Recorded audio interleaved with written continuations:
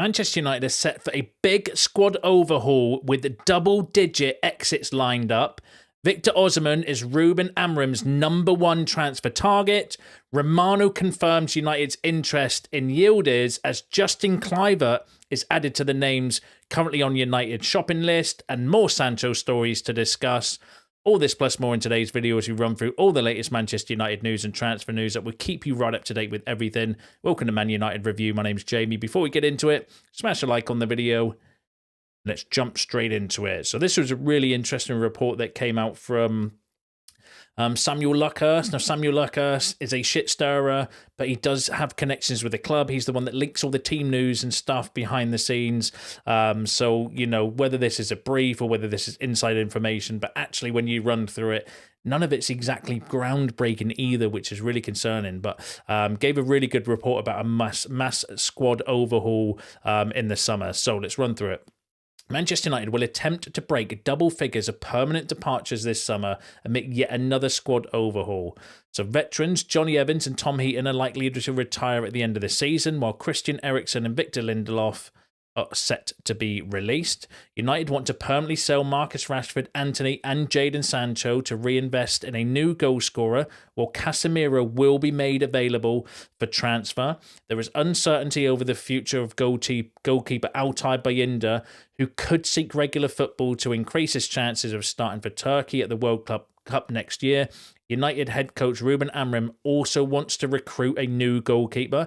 That's interesting. Obviously, we have been linked a lot recently with goalkeepers. I brought you that in yesterday's video as well regarding the Saudi Pro League and Onana. Left back Tyrell Malacia on a permanent basis. United could struggle to shift Luke Shaw as he has not started for the club in 13 months and has lined up 9 times in 19 months. That's insane.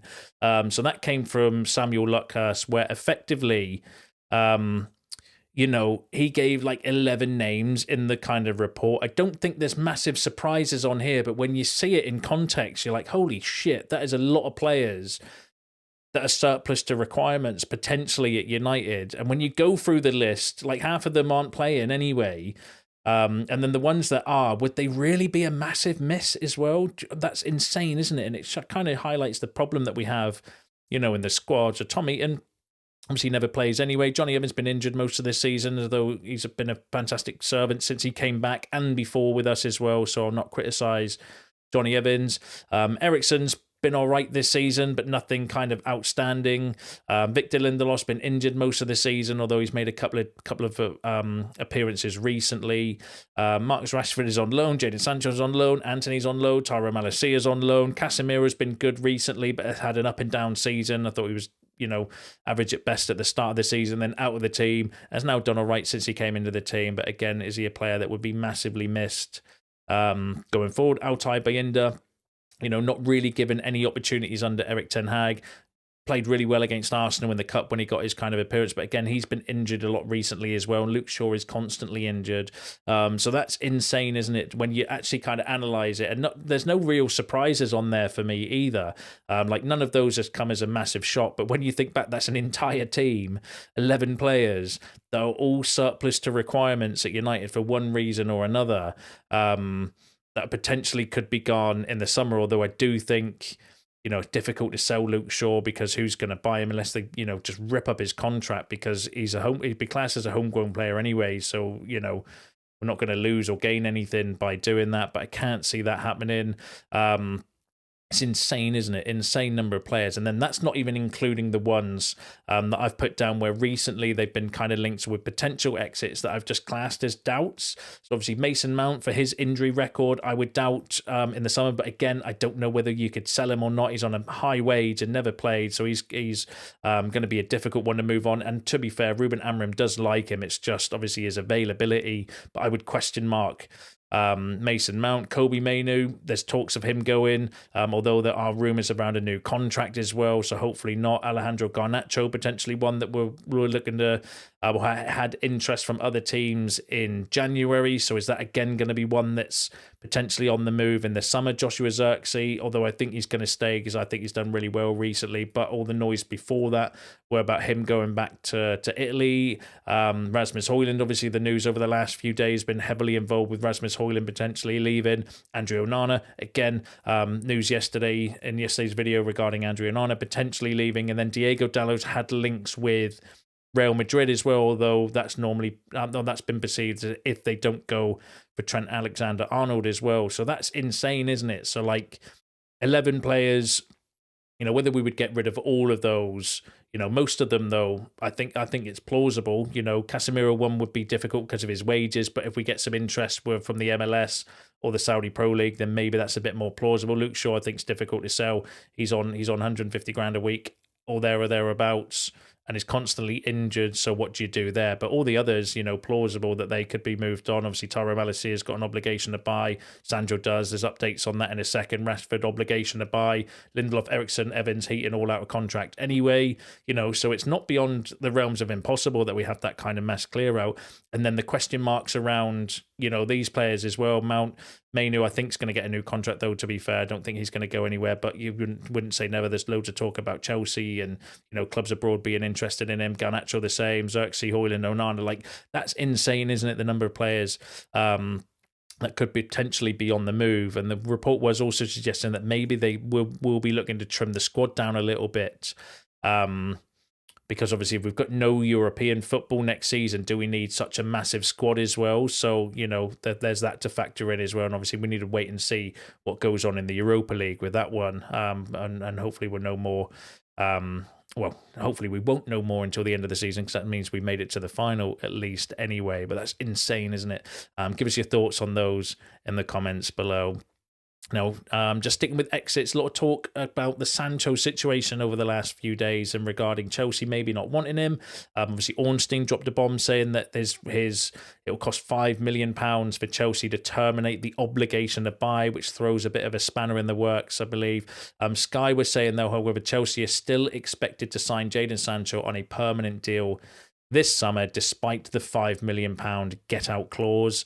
Ben Jacobs said a similar thing, saying Chelsea are likely to make an end-of-season call whether to send Jadon Sancho back to Manchester United. Permanent move was always the original intent, and Chelsea and Sancho maintain a strong relationship despite his lull in form. I was thinking about this a lot earlier, actually, regarding... I'm sure Romano said recently that the intention from Chelsea was still for them to keep hold of Sancho, but whether that changes between now and the end of the season... we'll obviously need to wait and see. Now, Graham Bailey said the following: Chelsea have moved themselves into contention to sign Atletico Bilbao and Spain star Nico Williams. Chelsea are very much looking at their wide options. The Blues are considering not signing Jadon Sancho from Manchester United, but Graham Bailey, always find a hit and miss kind of journalist. I would believe Sky and Ben Jacobs over Graham Bailey personally, but that's just my personal kind of opinion on it as well. So again, a few mixed reports regarding Jadon Sancho. It's already becoming a saga, and it's not even the summertime yet as well regarding the situation. I just hope that Chelsea sign him, and then he's their kind of problem to deal with, whether they sign him and keep him or sign him and sell him on. But obviously, if we get if they do pay the £5 million, we would have made a couple of £1 million from his loan fee, saved his wages, and if there is interest from other clubs, potentially we could move him on. The last thing we want, the worst case scenario, is that he comes back and then we can't sell him because he's got a year left on his contract and he's on a really high salary, and then no club wants to take up that salary. We end up loaning him out, paying some of his salary, and then he walks away for free. That's the worst case scenario, I think, with Jadon Sancho. Anything else, if he comes back, but we can sell him on, then, cool. If Chelsea buy him, then even better, in my opinion. But give us your thoughts on that down below in the comments. Now, can't go anywhere at the moment without having links with Victor Osimhen. So Victor Osimhen is Ruben Amorim's #1 target for this summer, with Manchester United ready to pay what Napoli are asking for him. Now, that came from Tutor Juve, who I've always found to be, not the most credible source. However, when I go into the next story, so they did a report yesterday saying that Manchester United have been scouting Yildiz. And I said exactly the same thing. And then lo and behold, Romano has come out saying that Manchester United and some other Premier League clubs are interested in signing Juventus star Kenan Yildiz this summer, but no moves have been made yet. So Romano confirming that the interest in Yildiz is genuine from United amongst other Premier League teams. I don't, the asking price that Juventus have asked for at the moment is £75 million, which I don't think we're going to touch, but they're always going to overvalue their players. We did exactly the same with Garnacho in January, where we were wanting £60 million because we didn't really necessarily want to sell him, and that kind of situation. So whether that would be negotiated down or not, but Romano confirming the interest is there. Whether we're going to follow through on that interest, though, depends obviously on all the kind of normal factors, salary, price, availability in the squad, etc. All right, but yeah, really interesting to kind of see. So Juve said that yesterday that we were extensively scouted him, and then obviously they've come out with the Victor Osimhen story. So, but I suppose even a broken clock's right twice a day, isn't it? But give us your thoughts on those down below. I'd love to know where we're going to get the funds available. But then part of me just thinks like last summer, right, all the story was around United have a £40 million transfer budget. If you remember, it's bringing the stories, it was coming from credible places like the Times and Telegraph and stuff like that as well. And I think we ended up spending a little bit more than £40 million.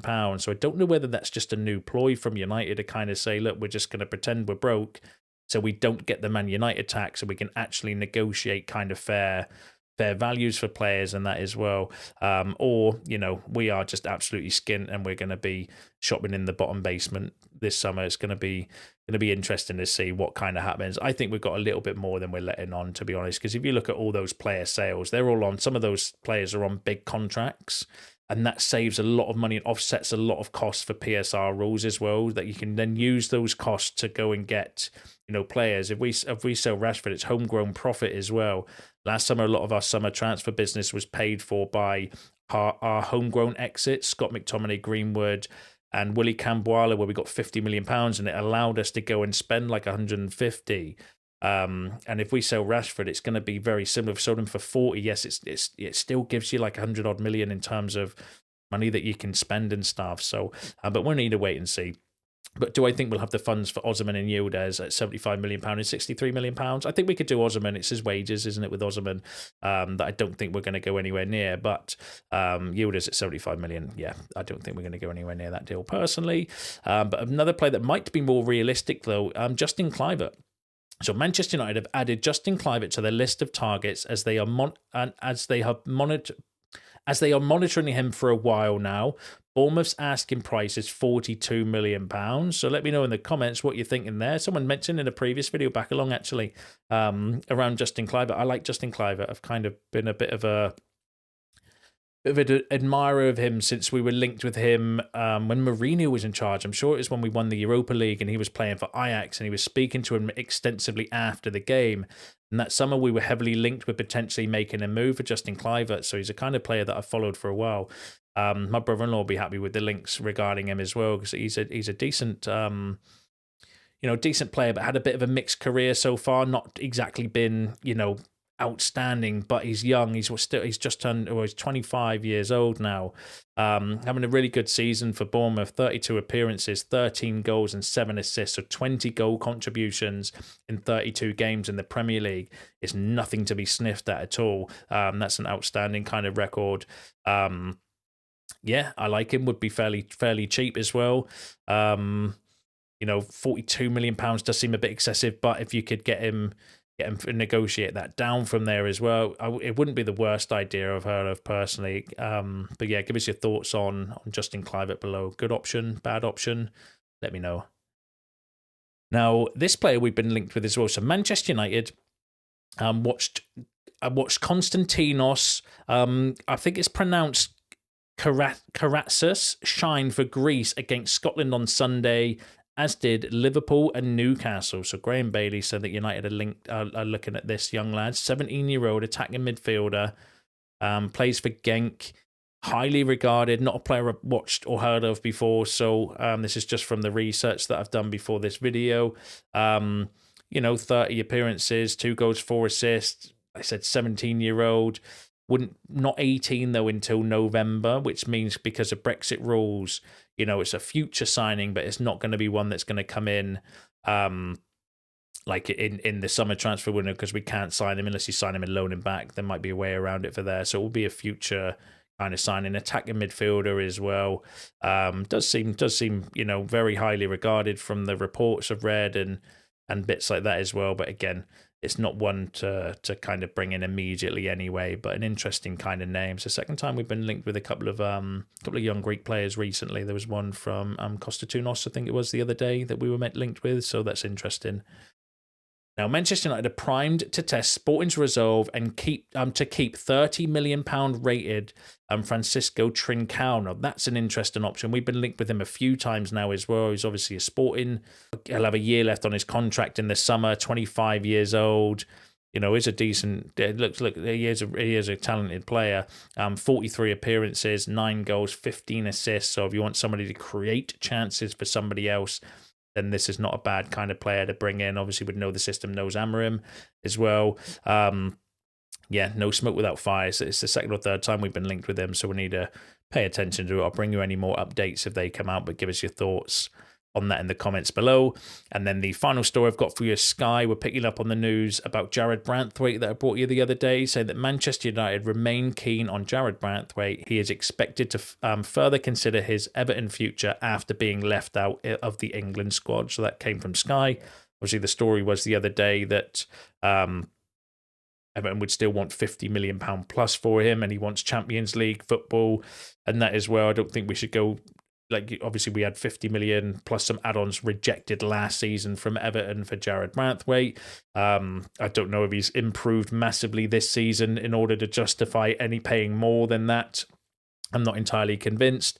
Is a player, though, that we have been, obviously we're linked to, we could have bought him. Could be our player already if Everton had accepted the kind of bid that we made for him last season. So there's clear interest in Branthwaite from United. Whether that interest is still going to be there, obviously now we've got a new management team with Amorim and everything there. Whether that was a Dan Ashworth recommendation or an Eric Ten Hag or maybe a Van Nistelrooy recommendation as well, because he did play under Van Nistelrooy at PSV as well. Who knows whether that interest would be genuine. But, I've got him on the list of potential kind of centre-back targets anyway, just because of the fact that we did bid for him last summer as well, but definitely one to pay attention to. I think there's kind of way cheaper alternatives. So we've been linked with Jimenez recently, the young Argentinian centre-back. He looks a decent player. We've been linked with a Cechek as well from Turkey, from a really good Turkish source as well. He's valued at about £15 million. De Winter, we've been linked with as well. He was valued at £25 million. So Branthwaite would be the most expensive option, and whether we're going to have the funds available to do that. But he is also the one that's Premier League proven as well. So I think if you could get him maybe for a decent price, plausible, but I think there's cheaper, younger alternatives out there that United have also been scouting recently as well. But give us your thoughts on that in the comments below, and let me know what you think about all the other topics discussed in today's video, because that's you all up to date with the latest Manchester United news and transfer news. Smash a like on the video anyway, subscribe to the channel if you're new. See you in the next one.